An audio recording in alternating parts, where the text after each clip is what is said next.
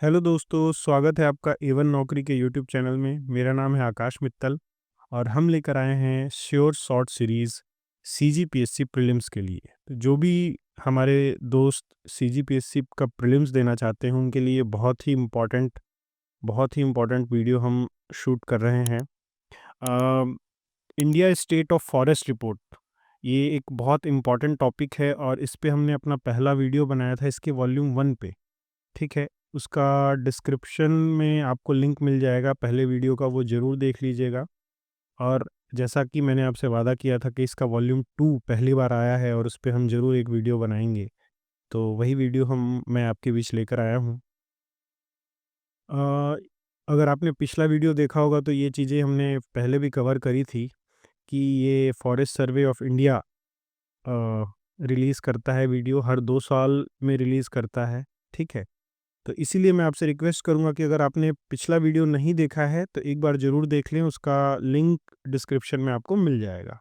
ठीक है, इसरो की रिसोर्स सैटेलाइट और उसका लिस सेंसर यूज़ हुआ था इस सर्वे को रिकॉर्ड करने के लिए। इसमें मैंने एक इम्पॉर्टेंट कवर किया था टॉपिक कि वनों की परिभाषा क्या है। इस रिपोर्ट के लिए वन को किसे वन माना गया, ये बहुत इम्पोर्टेंट है। तो जैसा कि मैंने बताया था, 1 हेक्टेयर से ऊपर कोई भी एरिया, इसके बराबर या उससे ऊपर कोई भी एरिया जिसकी ट्री कैनोपी या वृक्ष का क्षेत्र 10% से अधिक होगा, तो वो फॉरेस्ट कहलाएगा। चाहे वो किसी की निजी संपत्ति हो, चाहे वो सरकारी संपत्ति हो, चाहे कोई बागान हो या बाँस के पेड़ हों या ताड़ के पेड़ हों, कुछ भी हो। पेड़ होने चाहिए 1 हेक्टेयर से ज़्यादा एरिया में होना चाहिए। 1 हेक्टेयर होता है 2.5 एकड़ लगभग। ठीक है? तो ये बहुत ज़रूरी है जानना। उसके बाद 3 कैटेगरीज़ थी, वेरी डेंस, मॉडरेटली डेंस और ओपन फॉरेस्ट। अति सघन, मध्यम सघन और खुला वन। ठीक है? 10 से 40, 40 से 70 और 70 से अधिक कैनोपी डेंसिटी। ठीक है? ये मैंने पिछले वीडियो में कवर कर लिया था। अब आते हैं वॉल्यूम 2 पे।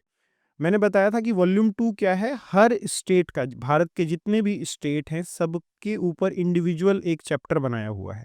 तो जो छत्तीसगढ़ का चैप्टर है वो हमारे लिए बहुत इंपॉर्टेंट है। क्यों? क्योंकि छत्तीसगढ़ पीएससी का पेपर है, तो छत्तीसगढ़ की खास बातें वनों के बारे में बताई गई है। आपको पता है कि छत्तीसगढ़ एक वन प्रधान प्रदेश है। हमारे यहाँ पे वनों की संख्या बहुत ज़्यादा है, इसलिए ये रिपोर्ट हमारे लिए और इम्पोर्टेंट हो जाती है। छत्तीसगढ़ के बारे में कुछ बेसिक फैक्ट्स आपको पता होने चाहिए कि छत्तीसगढ़ का टोटल भौगोलिक एरिया कितना है, 1,35,192 स्क्वायर किलोमीटर। ये नंबर याद करना उतना इम्पोर्टेंट नहीं है, बट एक रफ एस्टिमेट आपके दिमाग में होना चाहिए। हाँ, ये हमारे जो लैटिट्यूड और लॉन्गिट्यूड्स हैं, देशांतर और अक्षांश, ये आपको पता होना चाहिए। क्या होता है, देखिए, जैसे लॉन्गिट्यूड क्या होता है, जो ऐसे लंबी लाइनें हम खींचते हैं, इसे हम लॉन्गिट्यूड कहते हैं। तो ये जो हमारा एक्सटेंट है, मतलब कहाँ से कहाँ तक फैला है छत्तीसगढ़, वो है लॉन्गिट्यूड। तो लॉन्गिट्यूड कितना होगा हमारा? लॉन्गिट्यूड होगा 80.15 से 84.24, ये जो नंबर यहाँ दिया हुआ है। ये सब आप बेसिक फैक्ट्स हैं, आपको पता होगा, बस यहाँ एक हम रिवीजन एक तरीके से कर ले रहे हैं। और लैटिट्यूड क्या होता है? जो ये लेटी हुई लाइन्स होती हैं उसे लैटिट्यूड कहते हैं। आसान शब्दों में मैंने तो ऐसे ही याद किया था। तो जो लेटी हुई लाइन्स हैं वो, उसका एक्सटेंट ऑब्वियसली ज़्यादा है, क्योंकि छत्तीसगढ़ आपको पता है ऐसे लंबी लाइन के जैसा दिखता है एक। तो ये है 17.47 से 24.06। ठीक है? हम जो ट्रॉपिक ऑफ कैंसर है, उसके इक्वेटर है, उससे ऊपर आते हैं। ठीक है? और हमारे यहाँ से ट्रॉपिक ऑफ कैंसर ऐसे गुजरता है। ठीक है?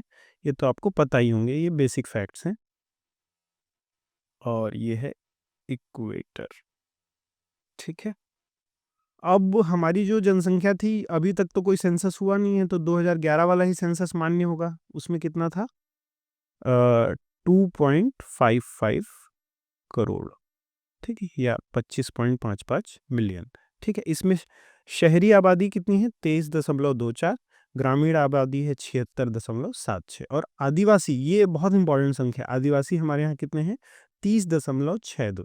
तो ये एक बहुत अधिक जनसंख्या है आदिवासियों की, और आदिवासियों जनरली जंगल में या जंगल के समीप रहते हैं, तो ऑब्वियसली जंगलों की संख्या भी हमारे यहाँ बहुत ज़्यादा होगी। एक और नंबर है average population density. Population density क्या होता है?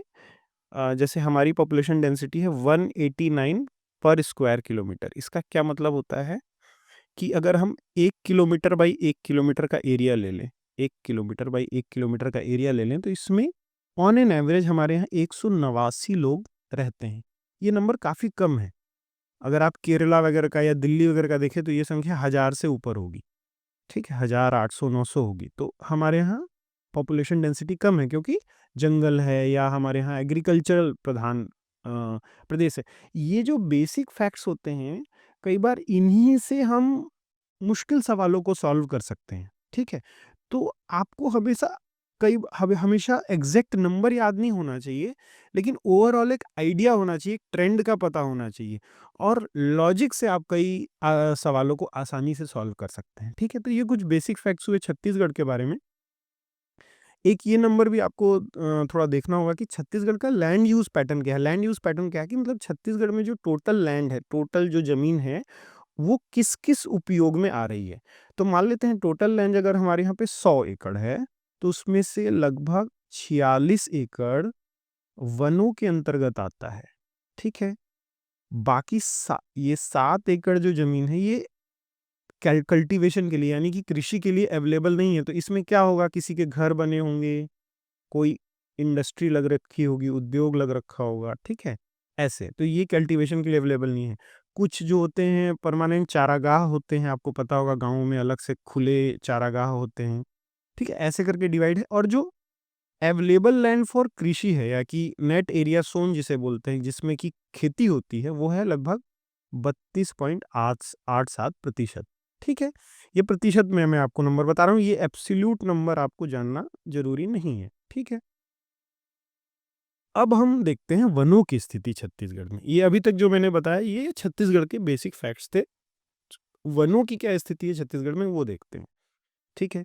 तो फॉरेस्ट एंड ट्री कवर मतलब वन, और कहीं पे भी रैंडमली अगर कोई पेड़ भी है तो उसे भी अगर काउंट कर लें तो जो टोटल एरिया आता है वो आता है 46.12%, ठीक है? लगभग 46% आप ऐसे याद रखिएगा, ठीक है?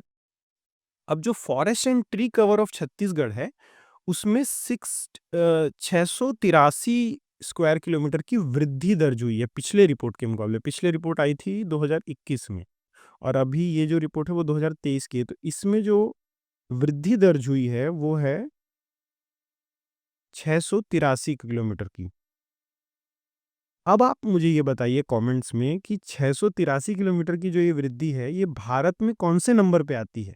ठीक है? छत्तीसगढ़ का कौन-सा स्थान है जो वनों की वृद्धि दर्ज हुई है? वन एवं वृक्षों की मिलाकर जो वृद्धि दर्ज हुई है, उसमें छत्तीसगढ़ भारत में कौन से स्थान पे आता है?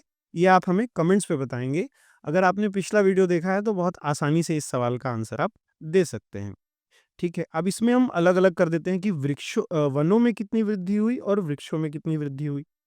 तो वन में एक्चुअली वृद्धि नहीं हुई है, वनों में कमी आई है 19 स्क्वायर किलोमीटर की। ये बहुत इम्पोर्टेंट है जानना कि छत्तीसगढ़ में वन कम हुए हैं, लेकिन वृक्ष कुछ ज़्यादा ही बढ़ गए हैं 700 किलोमीटर। तो ओवरऑल वन और वृक्ष मिला के वृद्धि दर्ज हुई है 683 किलोमीटर की। लेकिन अ, वनों की संख्या थोड़ी-सी कम हुई है। तो ऐसा एक ट्रिकी सवाल बनाया जा सकता है कि वन की संख्या बढ़ी है, वृक्षों की संख्या कम हुई है, ऐसे उल्टा-सीधा करके बना सकते हैं। तो आप बहुत अच्छे से समझ लीजिए, ओवरऑल वन और वृक्ष मिला के हमारे यहाँ बढ़े हैं।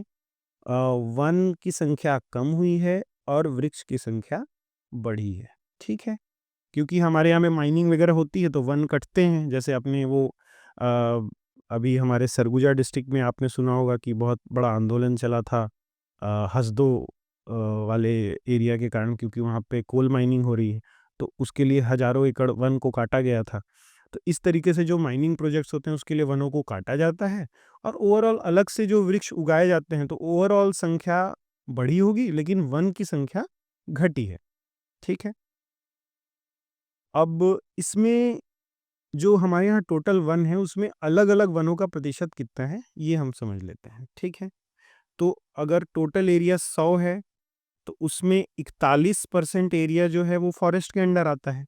इस 41 में से 5% मतलब 41 का 5% नहीं, इस 100 का 5.49% अति सघन वन है, 23.65% मॉडरेटली डेंस यानी कि मध्यम सघन वन है और 12.14% खुला वन है। तो सबसे ज़्यादा हमारे यहाँ पे मॉडरेटली डेंस फॉरेस्ट या फिर मध्यम सघन वन है। उसके बाद है ओपन वन, एमडीएफ, फिर ओपन फॉरेस्ट, फिर आता है वीडीएफ। ये ट्रेंड आपको याद रखना है, बहुत आसान है, इसमें कोई खास बात नहीं है।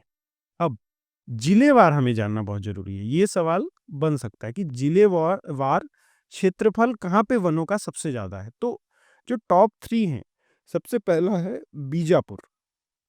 ठीक है, बीजापुर में सबसे ज्यादा वन है। सेकंड नंबर पे आता है कोरिया और थर्ड नंबर पे आता है कांकेर। तो आपको टॉप तो एकदम याद होना ही चाहिए कि बीजापुर में सबसे ज्यादा वन है। और सबसे कम वन कहाँ पे है, तो 28वें नंबर पे आता है बेमित्रा। ठीक है, बेमित्रा में बस 7.5 किलोमीटर ही वन है, स्क्वायर किलोमीटर ही वन है, मतलब बेमित्रा में लगभग शून्य ही है वनों की संख्या।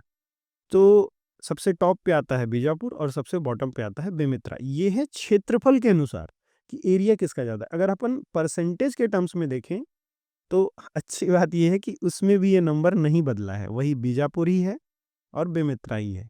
ठीक है, टॉप और बॉटम पे तो बीजापुर का लगभग 83.16% हिस्सा फॉरेस्ट ही है। तो लगभग वो पूरा जिला ही फॉरेस्ट है, ऐसा आप समझ लीजिए। ठीक है, कहाँ पे सबसे ज्यादा वृद्धि दर्ज हुई और कहाँ पे सबसे ज्यादा कमी दर्ज हुई, ये भी नंबर आपको जानना बहुत जरूरी है। तो बस्तर में सबसे ज्यादा वृद्धि दर्ज हुई है। ठीक है, और सबसे ज्यादा कमी कहाँ आई है, वो है मुंगेली में। ठीक है, 17.27 स्क्वायर किलोमीटर की कमी दर्ज हुई है मुंगेली में और बस्तर में सबसे ज्यादा बढ़ोतरी दर्ज हुई है। ठीक है, अब ये एक ओवरऑल मैप आप अपने दिमाग में पिक्चराइज कर लीजिए और अगर आप छत्तीसगढ़ को गहराई से समझते हैं तो आप आसानी से इसे गेस भी कर सकते हैं। जो ज्यादा ग्रीन दिख रहा है वो वहां पे ज्यादा डेंस फॉरेस्ट है। तो आप देखिए, ये जो बीजापुर नारायणपुर का इलाका है ये काफी ग्रीन है। ठीक है, और इधर आप यहाँ बलरामपुर सूरजपुर इस तरीके का एरिया जो देखेंगे ये भी काफी ग्रीन है।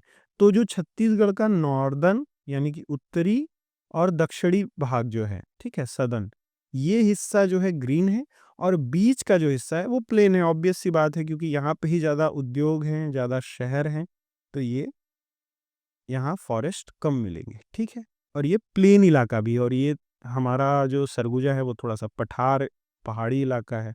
बस्तर भी पठार है। ठीक है, और जंगल ज्यादा है। ठीक है, अब ये देखते हैं कि जो फॉरेस्ट कवर है वो इनसाइड और आउटसाइड रिकॉर्डेड फॉरेस्ट एरिया कितना है। मतलब कि जो एक रिकॉर्डेड फॉरेस्ट एरिया होता है, जो सरकार के दस्तावेजों में एक रिकॉर्डेड फॉरेस्ट एरिया होता है फॉरेस्ट एक्ट के हिसाब से, उसके अंदर और बाहर की क्या स्थिति है, तो ये उतना इम्पोर्टेंट नहीं है। बस आप ये जान लीजिए कि जो मॉडरेटली डेंस फॉरेस्ट है वो सबसे ज़्यादा है दोनों के अंदर। ठीक है, ये भी कोई खास इंपॉर्टेंट नहीं है। हाँ, ये पिछले भी वीडियो में मैंने कवर किया था कि कौन सी टॉप 5 स्पीसीज यानी कि वृक्षों की प्रजाति हमारे फॉरेस्ट में मिलती है, वो आपको पता होना चाहिए। तो जो नंबर 1 में आता है वो है साल के वृक्ष, साल यानी कि सरई। ठीक है, तो सरई के वृक्ष हमारे यहाँ सबसे ज़्यादा हैं। इसको क्या कहते हैं, साइंटिफिक नेम क्या होता है, शोरिया रोबस्टा। ठीक है, उसके बाद आता है विशैला करोंदा, आसना, चिरौंजी, इस तरीके के पौधे हैं। ये उतना इम्पोर्टेंट नहीं है, सबसे पहला नंबर आप ज़रूर ध्यान रखिएगा। अ, एक ये इम्पोर्टेंट है, इन्वेजिव स्पीसीज़। इन्वेजिव स्पीसीज़ क्या होते हैं कि ऐसे प्रजाति, वृक्ष की प्रजाति जो बाहर से लाके किसी एरिया में इंट्रोड्यूस कर दी जाती है और क्योंकि वो उस जगह में उसका कोई नेचुरल प्रेडेटर या फिर उसका कोई मतलब उस वृक्ष को कंट्रोल करने वाला कोई स्पीसीज नहीं होती, वो उस इकोसिस्टम में पहली बार लाई गई है, तो वो अप्रत्याशित तौर पे बढ़ने लगती है और बढ़ते बढ़ते वो पूरी बायोडायवर्सिटी को खत्म कर देती है उस जगह की। तो ऐसी प्रजातियों को हम इन्वेजिव स्पीसीज कहते हैं। ठीक है, आक्रामक प्रजाति, आप नाम से ही समझ सकते हैं कि ये आक्रमण आक्रांता की तरह आती हैं बाहर से और पूरे इकोसिस्टम को तबाह कर देती हैं। जैसे आपने एक सुना होगा कांग्रेस ग्रास। ठीक है, ये मतलब अलग-अलग प्रकार की घासें होती है विचित्र प्रकार की जो उग जाती है आपके आस-पास और वो बुरी तरीके से फैल जाती है। तो हमारे छत्तीसगढ़ में कौन-सी ऐसी आक्रामक प्रजातियाँ हैं जो सबसे ज़्यादा पाई जाती हैं कहाँ? फॉरेस्ट एरिया के अंदर, रिकॉर्डेड फॉरेस्ट एरिया के अंदर। तो जो फर्स्ट नंबर पे आती है वो है लेंटाना कैमेरा या राई मुनिया। ठीक है? ये याद रखिएगा क्योंकि इस पे भी सवाल बन सकता है। लेंटाना कैमेरा क्या है? ऐसे ही पूछ देगा। तो ये एक इन्वेसिव स्पीशीज़ है और सबसे ज़्यादा अपने छत्तीसगढ़ में हमारे फॉरेस्ट के अंदर पाई जाती है। ठीक है? इसके बाद ये सेकंड नंबर पे एगरेटम कोनिजॉइडिस या फिर विषमुष्टि या नई तुलसी इसे कहा जाता है। कैसिया टोरा या सेनाटोरा है, ठीक है? बदबूदार केसिया, इस तरीके के हैं, तो ये उतने इम्पोर्टेंट नहीं है, लेकिन ये लेंटाना कैमेरा आपको याद होना चाहिए, राइमुनिया, लेंटाना कैमेरा, ये आप याद कर लीजिएगा कि ये एक इन्वेसिव स्पीसीज़ है, ठीक है? अब एक इन्होंने और डेटा रिलीज़ किया है कि फायर प्रोन या फिर आग लगने की संभावना किस क्षेत्र में सबसे ज़्यादा है फॉरेस्ट में, उसका एक इन्होंने हीट मैप के जैसा तैयार किया है। तो आप एक ट्रेंड देखेंगे अगर आप इस मैप को देखें ध्यान से और फिर इस मैप को देखें तो लगभग ओवरलैप है। जहाँ पे सबसे ज़्यादा ग्रीन है वही सबसे ज़्यादा रेड है, ठीक है? ये देखिए ये एरिया रेड है, ये एरिया रेड है। मतलब जहाँ सबसे ज़्यादा सघन वन मिलेंगे वही वहीं पे सबसे ज़्यादा आग लगने की संभावना है। तो इसमें कोई ख़ास आपको याद रखने की चीज़ नहीं है, बहुत लॉजिकल है। इसका डिस्ट्रिक्ट वाइज़ ट्रेंड भी अगर आप देखेंगे तो सबसे ज़्यादा जो आग लगने की घटनाएँ हैं, वो कहाँ हुई हैं? बीजापुर में हुई हैं, 2940 और 5018 और बीजापुर आपको मैंने अभी तुरंत बताया कि सबसे ज़्यादा वहीं सघन वन या वन मिलता है। लगभग 83% छत्तीसगढ़ का वहीं है वन। तो मतलब इस बीजापुर डिस्ट्रिक्ट का 83% वनों के अंतर्गत आता है। इसलिए बीजापुर में ही सबसे ज़्यादा आग लगने की संभावना है। इतने यहाँ इंसिडेंट्स रिकॉर्ड हुए हैं, तो ये आप याद रखिएगा, ठीक है? इस तरीके से घुमा के भी पूछा जा सकता है, आप कन्फ्यूज़ मत हो जाइएगा। बीजापुर में ही सबसे ज़्यादा आग की घटनाएँ, आगजनी की घटनाएँ हुई हैं जंगलों के अंदर, ठीक है? ये आप ध्यान रखिएगा। इस रिपोर्ट में और कुछ ख़ास मुझे नहीं मिला, ये जो भी मैंने बहुत अच्छे से इसको डिटेल में पढ़ा है, छत्तीसगढ़ से संबंधित इतना ही था इसमें। तो ये जो भी 4-5 फैक्ट्स हैं, आप बहुत अच्छे से याद कर लीजिएगा। इस वीडियो को 1 बार 2 बार अच्छे से देख लीजिएगा। इसका जो पीडीएफ है, आपको टेलीग्राम में मिल जाएगा। टेलीग्राम का लिंक, हमारे टेलीग्राम चैनल का लिंक आपको यूट्यूब के डिस्क्रिप्शन में मिल जाएगा इस वीडियो के। ठीक है, उसे जॉइन करिए, फॉलो करिए, उसमें एग्ज़ाम से संबंधित बहुत सारी इन्फॉर्मेशन पीडीएफ्स हम शेयर करेंगे आपके साथ। हमारे साथ इसके जुड़े रहने के लिए बहुत-बहुत धन्यवाद और अगर ये वीडियो आपको पसंद आया है तो इसे लाइक कीजिए और अपने दोस्तों के साथ शेयर कीजिए ताकि हमारा हौसला बढ़े। बहुत-बहुत धन्यवाद। Thank you.